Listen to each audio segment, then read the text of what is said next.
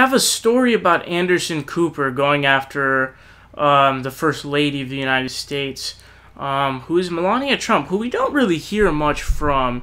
You know, normally First Ladies, they have a lot of power and a lot of influence. They're very active and they're doing a lot of things.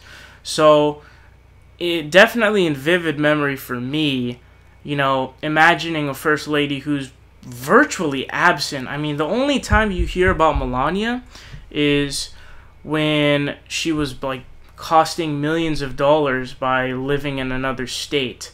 And when she slaps his hand away and things like that, which is cool.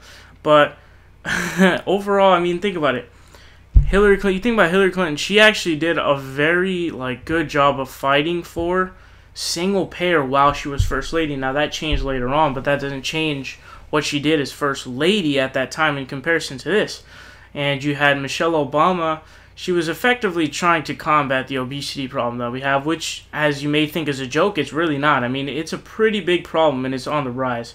So, I do give her props for that, although I think that it went in the wrong direction in terms of changing from we need to regulate the food industry to, hey, be active 60 minutes a day. I think that was a bad turn, but you get my point. And you just have this going on. But anyways, let's get into the story. So here's what Raw Story says. They say, First Lady Melania Trump said that her #1 issue she plans to work on as the spouse of the president is combating cyberbullying. This is probably one of the biggest, like, ironies I've ever seen in my life. On a day that Mrs. Trump is being asked to comment about her husband's own cyberbullying, CNN host Anderson Cooper called out Trump in the White House for not doing anything about it. Sarah Huckabee Sanders says, "We focus on the 31 or the other big concerns of the country," Cooper said. "What she won't acknowledge is these kind of tweets are taking away from the president's own agenda. This is Energy Week. We've been reporting on that. We've had Infrastructure Week and plenty of other weeks and initiatives this White House wants to accomplish, but so far has yet to, including, we should add, anything about cyberbullying."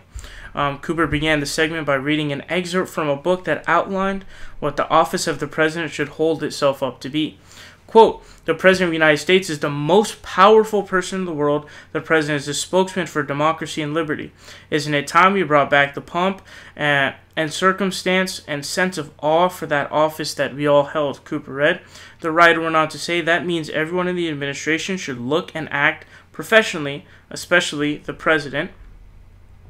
But it's a good understanding and explanation of what the president should be like. I do agree that the most powerful person in the world definitely has an effect, an influence that is unseen, unfelt, unheard of, that really should be wielded carefully and make sure that it is as well articulated, and make sure that it is as well intentioned and hopefully having good effects. So, you know, the president going on Twitter every morning and attacking people left and right who have yet to attack him, like Barack Obama, or going after, you know, Morning Joe hosts for simple criticisms, and instead of firing back with actual substantive criticism, which you could excuse if it was legitimate criticisms on the base of merits and substance, but it's not. It comes down to cheap appearance insults and different kinds of insults that are just ridiculous. So rather it being about, hey, you criticize me on this policy, but the truth is this is the policy or whatever. And usually when he does do that, he's lying, like the Medicaid one. But case in point, the facelift insult, like, that's totally unnecessary and is ridiculous for the President of the United States to be taking part in such nonsense. What's up, guys? It's Saul Hill here. You guys are watching The Progressive Voice. Make sure you guys click subscribe down below. We're fighting Donald Trump tooth and nail, and we need your help.